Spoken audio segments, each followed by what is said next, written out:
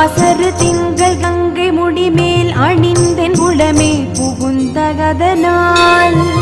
ஞாயிறு திங்கள் செவ்வாய் புதன் வியாழன் வெள்ளி சனி பாம்பிரண்டும் உடனே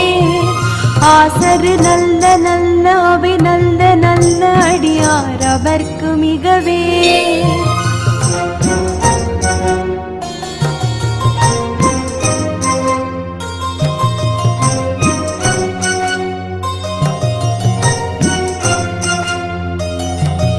என்பொடு கொம்பொடாமகிவை மார்பிலங்க எதிரேறி ஏழை உடனே